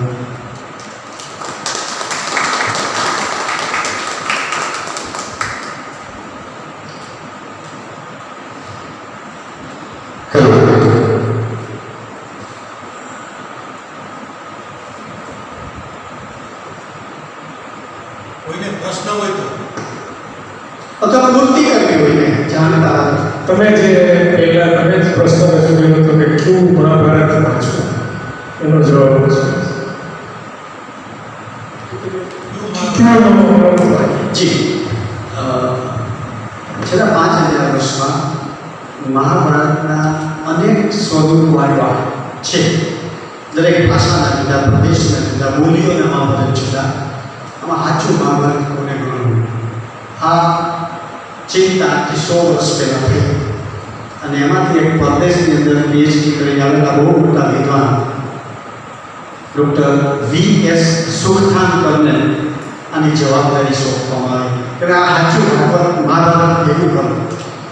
અને લગભગ 30 વર્ષના પ્રયત્નો બાદ ભારતભરના શ્રેષ્ઠ વિદ્વાનો ભેગા મળી અને ભારતની બધી હસ્તપ્રતો ભેગી કરી, દરેક બોલીના મહાભારત ભેગા કર્યા. અને એ બધાને ઇતિહાસ, પુરાતત્વ ખાતું વગેરેની મદદથી કરી અને Bhandarkar critical edition of Mahabharata એ બહાર પડ્યું. 1963માં છેલ્લું ભાગ બહાર પડ્યો. V.S. સુખથાનકર એની પહેલાં ગુજરી ગયા. એ આ મહાભારત કેવી રીતે બન્યું એની વાત કરવાના હતા. 4 લેક્ચર હતા, ચોથું લેક્ચર હતું તેની સવારે એને હાર્ટ એટેક આવી ગયો. પણ એની ઈચ્છા પૂર્ણ થઈ. એટલે અત્યારે સાચું મહાભારત કયું એના 2 સોર્સ છે.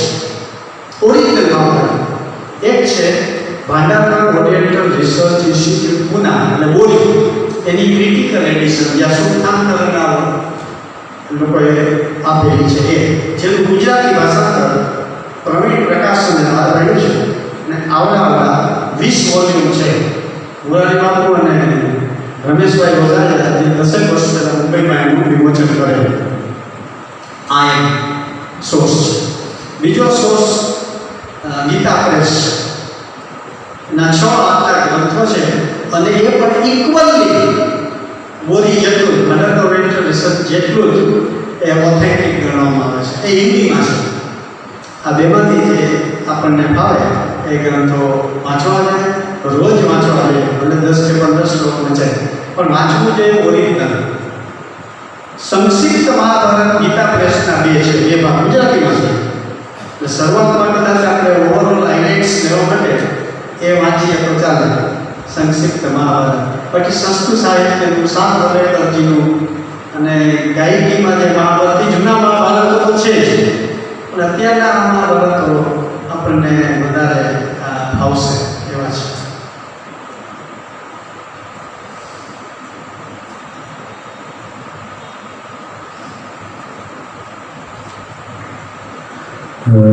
સાહેબ 15 વર્ષનો હતો ત્યારે નાના ગામડામાં સાંજે આખી શેરીમાં ખાટલા પાથર્યા હોય બધા વડીલો શેરીમાં સૂતા હોય ત્યારે મહાભારતના જુદા જુદા પાત્રો વિશે એ બાળકોને બધાને સંભળાવતા.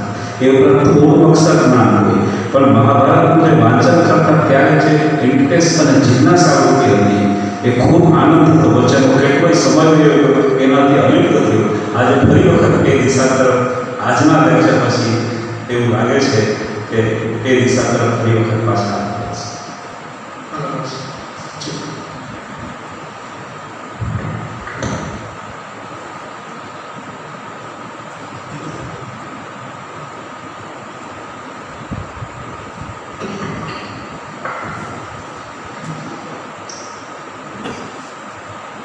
ધીરેન્દ્રભાઈ, આપણે ભાગવત સપ્તાહ હોય, રામકથા હોય એવી પ્રણાલી મહાભારત સાથે કેમ નથી થઈ? આપનો મત શું? જેમણે આ પ્રશ્ન એક તો મેં ઘણા લોકોને પૂછેલું, ઇન્ક્લુડિંગ જુનાગઢમાં મારા મુરારી બાપુ આવ્યા હતા ત્યારે એમણે વાત કરી બહુ સરસ કરી કે મહાભારત છે ને એ ઝાડું છે, જંગલ, અને એની અંદર એકવાર પ્રવેશીએ પછી ક્યાંથી બહાર નીકળવું ખબર ન પડે. ખાસ કરીને એટલો લાંબો ગ્રંથ છે તેની કથા બહુ લાંબી કરવી પડે એટલે આજના લોકો પાસે સમય નથી. પણ એની સામે ગોવિંદ દેવગીરીજી એ કથા કરે છે. લાસ્ટ 11 વર્ષે એમની કથામાં ગયો હતો 20 દિવસની, અને એ છેલ્લા 10 વર્ષથી કરે છે મહાભારત ઉપરની કથા. 21 દિવસ કરે છે. અને પરમ દિવસે પહેલી તારીખે એમનો કાર્યક્રમ છે રાજસ્થાન બિયાવા. એ કૃષ્ણ વિધિ ઉપર બોલવાના છે. આપણે કૃષ્ણને પૂજીએ છીએ, એને અવતાર માનીએ છીએ, પણ what are the educational thoughts of Krishna? What is the political intervention of Krishna? એમ કોઈક આપણને પૂછે. આવડો મોટો અવતાર થયો અને અર્થશાસ્ત્ર વિશે શું કહ્યું? નથી આપણી પાસે એવું ક્લાસિફાઈડ કે કૃષ્ણ મહાભારતમાં છે, ઘણા શાસ્ત્રો છે. બ્રહ્મવેદ પુરાણ છે, આમાં છે, બ્રહ્મ પુરાણની અંદર છે, ગર્ગ સંહિતામાં છે, હરિવંશમાં છે, ઘણા ગ્રંથોમાં કૃષ્ણની વાતો છે.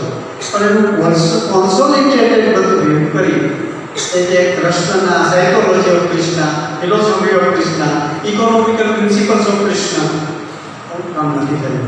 એટલે મહાભારતની કથાઓ થાય છે અત્યારે, ગોવિંદ ગિરિજી કરે છે, અને ઓનલાઈન એની વિડીયો ખૂબ પ્રાપ્ય છે. મેં 2014માં જ્યારે એની કથા થઈ હતી પહેલી સાંભળી પછી હું એના તરફ આકર્ષાયો. એટલે અત્યારે પણ સામાન્ય રીતે એટલા માટે નથી થતી કે એ મોટી બહુ છે, બહુ વિશાળ છે. એમાં એનું આવે આપણે કંઈ કોઈ એનાલિસિસ કરીએ તો મહિના નીકળી જાય, તો નિષ્ઠ છે. પણ હવે થવા માંડી છે. મહાદેવ પ્રસાદ કરે છે, મહાભારતની કથા કરે છે. શરૂ થયું છે. જી સર. મારો પ્રશ્ન ઘણી જગ્યાએ આપણે જોઈએ છીએ તો એવા સ્થળો એવું કહે છે કે આ મહાભારતના વખતનું છે. કારણ કે અમારે ભીમદેવળ છે જી. કહેવાય કે ભીમે એક દિવસમાં બનાવેલું મંદિર છે. આપણા જણમાં હોય કે ખરેખર આ મહાભારતના વખતના સ્થાપત્યો છે.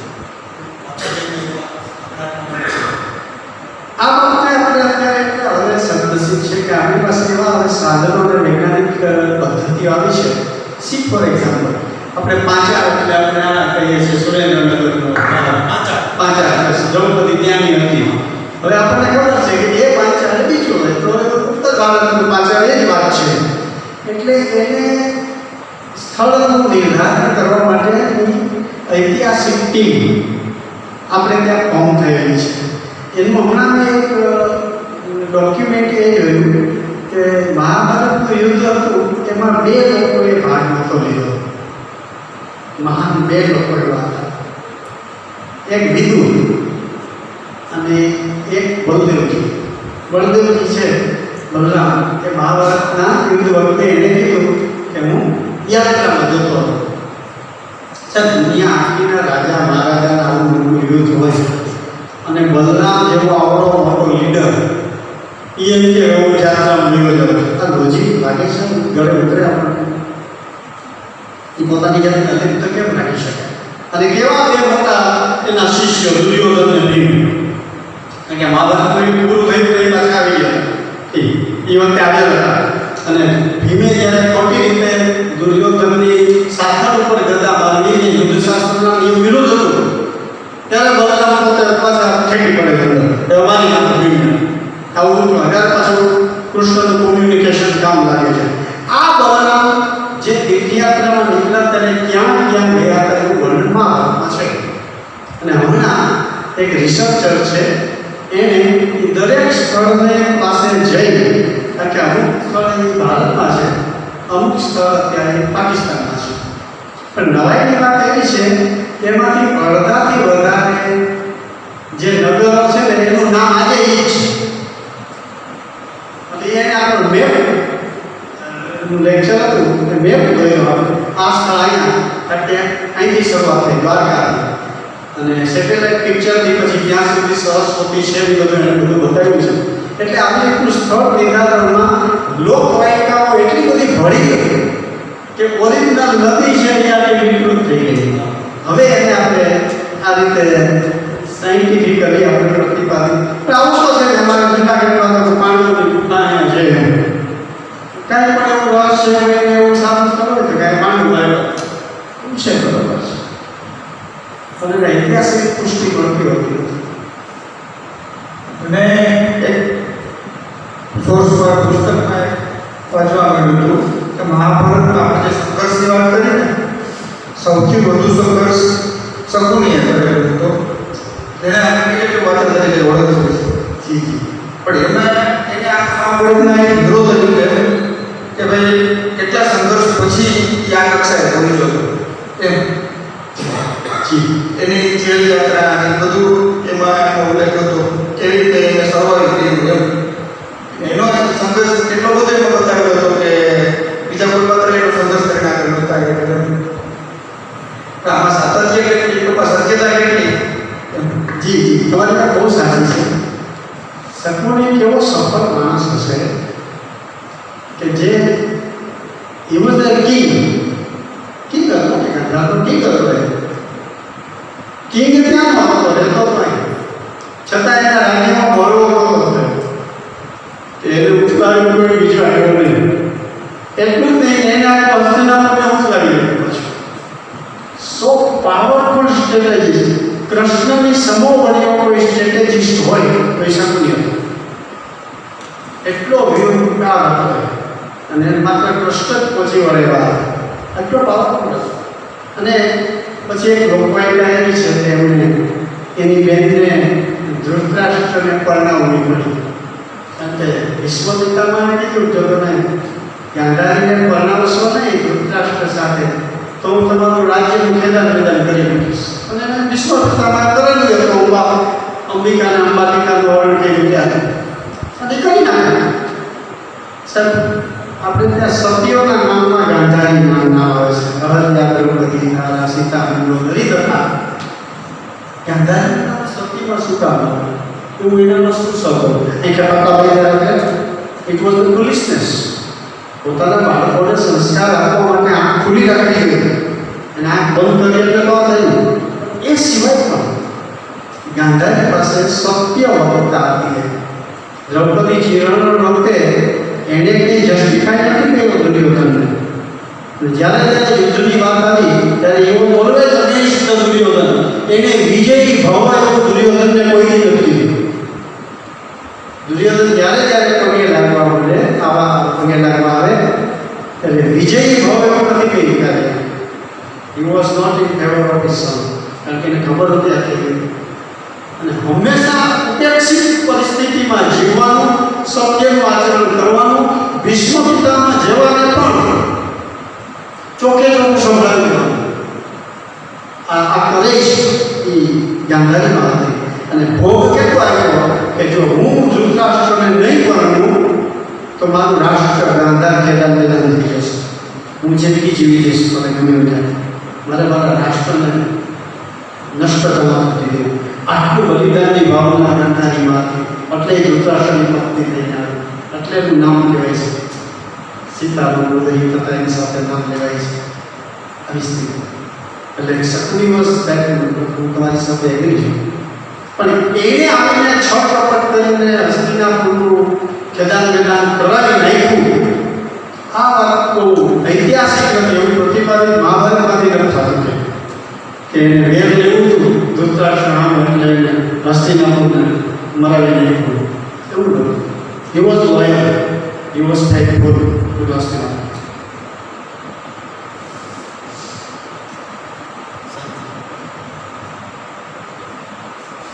એક બહેનોને લગતી વાત છે, નાનકડી કહી દો, ભલે વિસ્તાર નથી. દ્રૌપદીનો જન્મ અગ્નિમાંથી થયો હતો. અત્યંત પવિત્ર. તો જ અગ્નિમાંથી જ્યાં પવિત્ર છે એમાં લેશ માત્ર મલિનતા ન હોય એમાંથી જન્મ થયો હતો.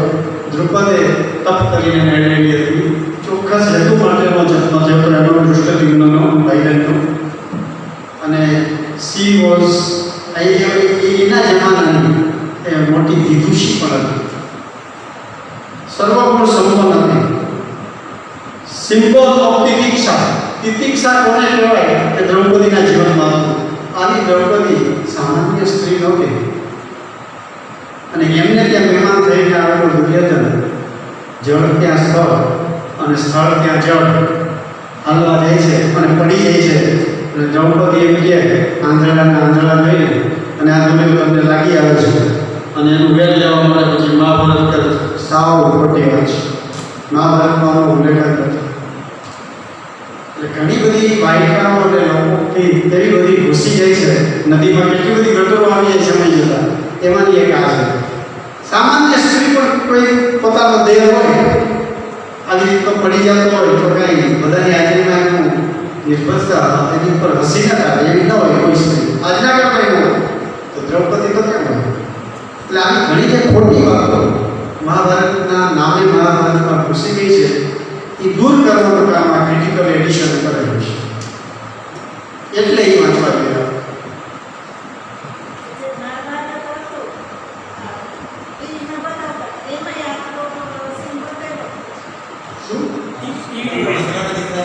મહાભારત સિરિયલમાં બતાવ્યું હતું અને સિરિયલ છે ને એ કોઈ શાસ્ત્રીય અન્વેષણ કરીને મેં બનાવેલી નથી હોતી. અમુક હોય છે. દાખલા તરીકે ચાણક્ય તમે જુઓ તેની પર બહુ મોટું રિસર્ચ થયેલું પહેલાં એ ચંદ્રપ્રકાશ એ રિસર્ચનો માણસ અને પછી ચાણક્ય બને છે. મહાભારતમાં એવું નથી. લોકોને ગમે, રોચક લાગે, એની માન્યતા છે એમાં જ કંઈ મળે આવું. એટલે ઇટ વોઝ નોટ ડોક્યુમેન્ટેશન સાહેબ. હિસ્ટોરિકલ ડોક્યુમેન્ટેશન ન મળે કોઈ પણ સિરિયલ કે પિક્ચર.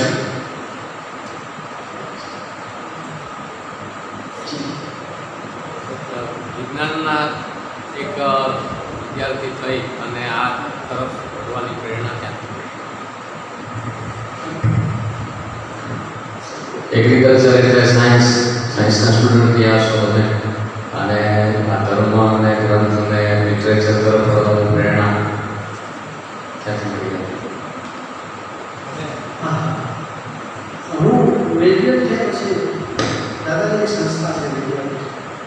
ગયો એમાં ઘણી વાર દાદા સાથે વ્યક્તિગત બેસવાનું થતું મારે રવિવાર ને આવતા એમાં એને મને પૂછ્યું કે કોઈ મહાભારત વાંચ્યું છે ના વાંચ્યું એમ સાહેબ એવું તો કે જ્યારે તમે સમય મળે ત્યારે વાંચ એમાંથી ન ધારેલું બધું મળશે એવું એક મળશે આ એક પ્રેરણા તો મને થયું કે ત્યારે વાંચીશ પછી ગોવિંદેવ ગિરિજીને મળ્યું ત્યારે વધારે એની ઈચ્છા થઈ આવી કે મહાભારત તો વાંચવું જોઈએ એટલે રોજે વાંચવાની શરૂઆત કરેલી 5-6 વર્ષ પહેલાં અને હજી પણ રોજ વાંચું છું મજા આવે છે.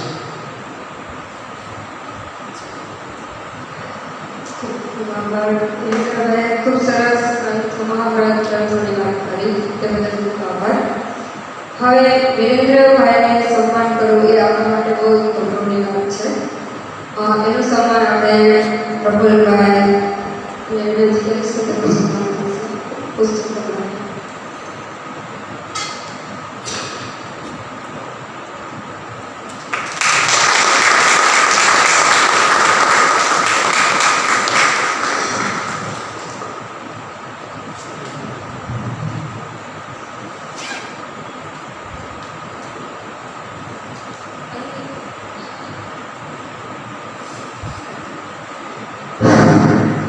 અહીં આવેલા નગર શ્રેષ્ઠી અને ભાઈઓ અને બહેનો પરિવારજનોને પ્રદેશ આપણે સૌ કલ્યાણ મંત્ર બાદ કાર્યક્રમને આરંભ કરીશું. કલ્યાણ મંત્ર કોણ ગાય? સાવધાન. સર્વે ભવંતુ